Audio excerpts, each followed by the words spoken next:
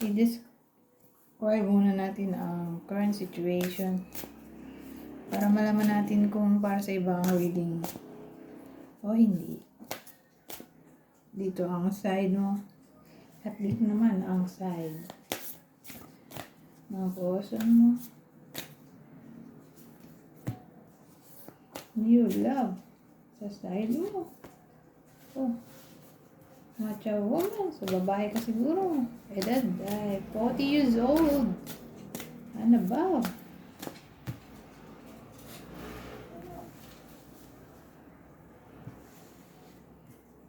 Pero kung lalaki ka, yung body mo, siguro ang feminine energy.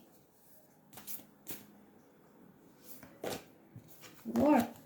Ano to work? Ito, lagi ko to nakikita. Kanina pa to. Ano pa to napapampang? Well, third party ka siguro. O nasa open relationship kayo ng puso mo. So, pag sinabi mo open relationship, walang commitment. So, situationship, friends with benefits, o third party. So, alin man dyan. So, again, sa side mo, new love. Eh, di bago lang kayo. Bago ka siguro. Kaya siguro open relationship, third party ka. Pero work. So, magpa-workmate siguro kayo. O pares kayo nasa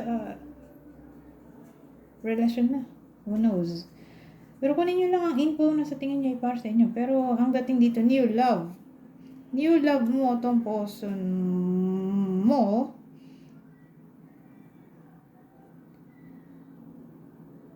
whether in a relationship ka o hindi, parang new love mo siya. Bago lang yung relasyon nyo siguro. O siya yung third party mo. Kung in a relationship ka na sa iba. Work. Magka-workmate kayo. So again, open relationship ay friends with benefits, situationship, third party situation. Pero kung ito at ito, ikaw siguro yung literal na kabit sa relasyon nila, kung in a relationship na siya sa iba. Ngayon, sa side niya, tingnan natin. Past life naman, ano naman yung past life? Yun.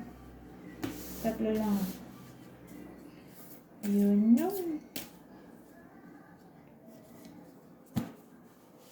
Ice Queen.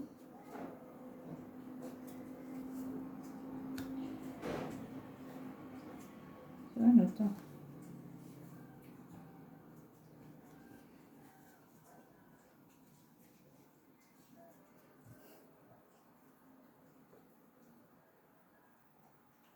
So, sa side niya, may union tayo, may dalawang ring. Ida kasal na siya sa iba.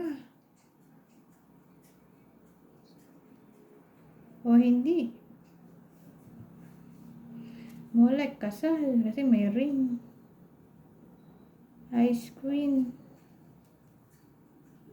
So, feeling niya, hindi ka nakikipag-usap sa kanya, ayaw mo makipag-usap sa kanya.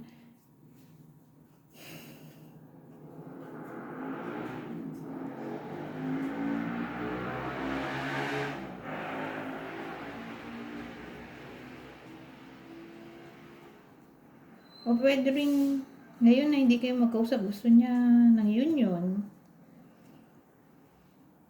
Eh, ano to? Past life. Ano to?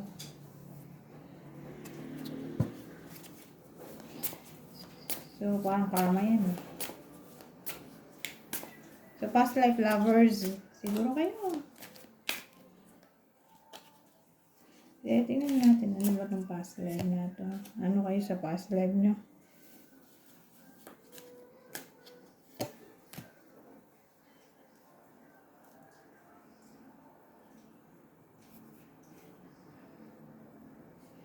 Ano to? Kasi yung high priestess, pwede rin siyang secret woman. Oh my God. Sa past life, ganito na situation nyo. Hanggang ngayon ba naman? Kaya pala. Parang karma. Oh my God. Nagtuloy lang. May emperor dito kasi yung emperor, stable man kasi yan eh. Ano siya? Kasal o financially stable. O maganda work. Pero again, ano yan, dating sa akin, sa past life nyo, ganito na yung situation nyo. Na ikaw yung kabit. Hanggang sa present life, ganun pa rin. Ikaw pa rin yung kabit. Ba yan?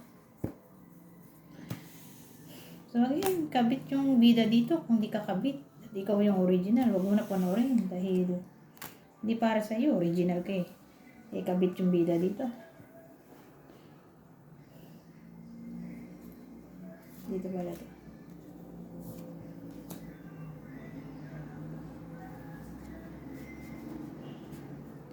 Bakit ganito? Feeling niya ayaw mo makipag-usap. Sa kanya,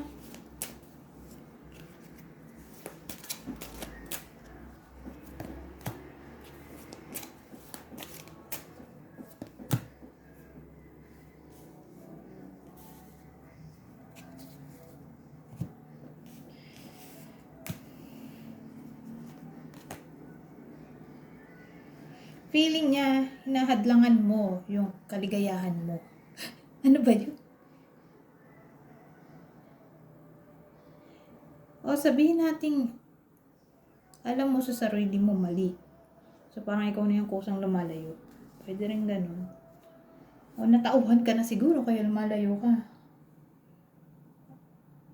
Ang dating kasi dito, feeling niya lumalayo ka sa kanya. Hinahadlangan mo yung kaligayahan mo. Alam niya sa sarili niya na gusto mo siya, pero ikaw yung lumalayo.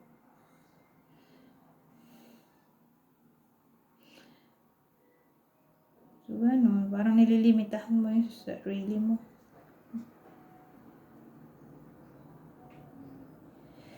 Na maging masaya. Ganun ang dating. Ito kasing portion mo eh. Medyo may pagkamalandi.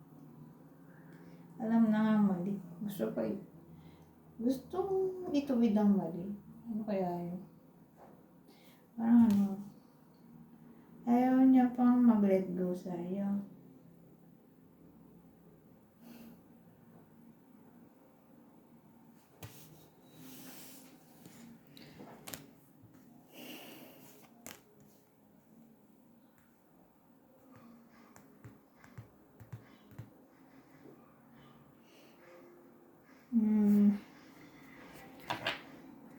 Sunod natin dito. Ano?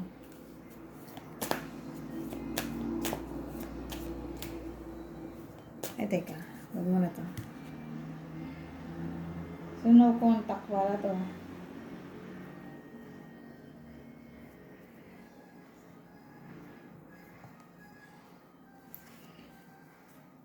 So, ngayon na hindi kayo nag-uusap. Anong feelings niya para sa'yo?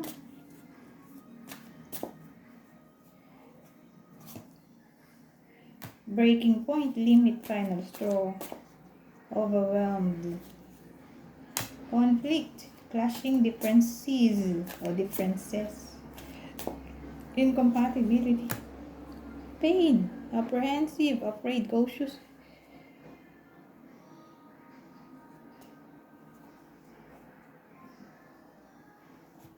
So, eto, breaking point. Diba hindi kayo nag-uusap? Ayaw mo nga eh. Ayaw mo makipag-usap. Kasi ang dating, ikaw na yung lumalayo. O hindi ka na masaya siguro sa connection nyo na kabit ka. Kaya lumalayo ka, pwede rin ganun. Ang dating kasi parang napupuno na siya sa ginagawa mo na hindi ka nakikipag-connect sa kanya. O nilalayuan mo siya. Feeling niya incompatible na kayo ngayon. O who knows? Pwede rin feeling niya puno ng conflict. Yung connection niyo Palagi kayo nag-aaway. Maraming pagkakaiba. Kasi clashing differences. Pain. So, in pain siya siguro ngayon. Afraid siya na tuluyan ka na mawala sa buhay niya. O who knows, pwede rin nagiging cautious siya sa kinikilos niya para bumalik ka na sa kanya. So ngayon, kuha tayo ng ibang detalye. Honeymoon. Honeymoon phase. Attending someone's wedding. Someone else. Sa bagay, third party situation naman to. Someone is in the middle. Someone is trying to sabotage this. Health issues could arise. So, honeymoon phase.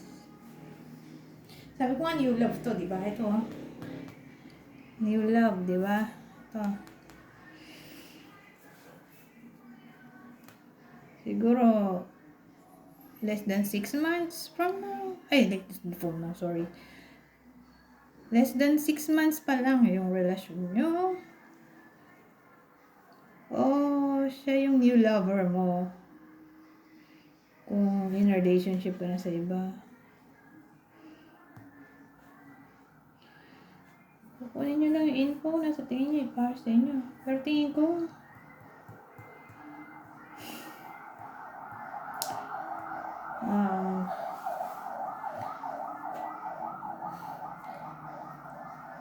gusto ng person mo na mag-travel somewhere, kasama ka para suhol, para bilang suhol sa iyo, o para magkaayos na kayo. Parang gusto ka niya i-treat sa labas, o igala sa labas, o pakainin sa labas, i-date. O kung di man ganyan, baka ma-attend ka ng wedding ng iba. O siya, may someone na attend ng wedding dito. One of these days, someone is in the middle, someone is trying to sabotage this. Kasi nga, sabi ko kanina, third party situation o pares kang in a relationship sa iba. Na parang may someone else nga daw na nagsasabotage sa connection ng dalawa.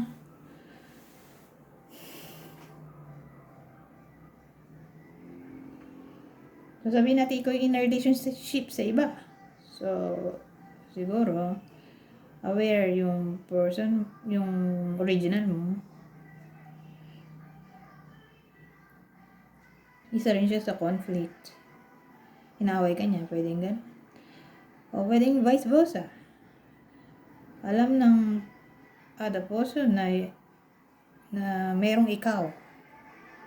Aware yung other person sa presence mo, kaya inaaway ng other person, yung person nyo, dahil sa iyo. Pwede rin ganun. Health issues could arise. So, mayroon kasi yung ganyan. Magulong sitwasyon. So, expected na natin yan na possible nga magkaroon ng health problem. Iba sa inyo, sa sobrang pagmamahal, sobrang consumption. Sobrang pagmamahal, sobrang consumption, sobrang stress, sobrang depressed. Diba yan? Baka ma-high blood, magkasakit sa puso. So, ayan.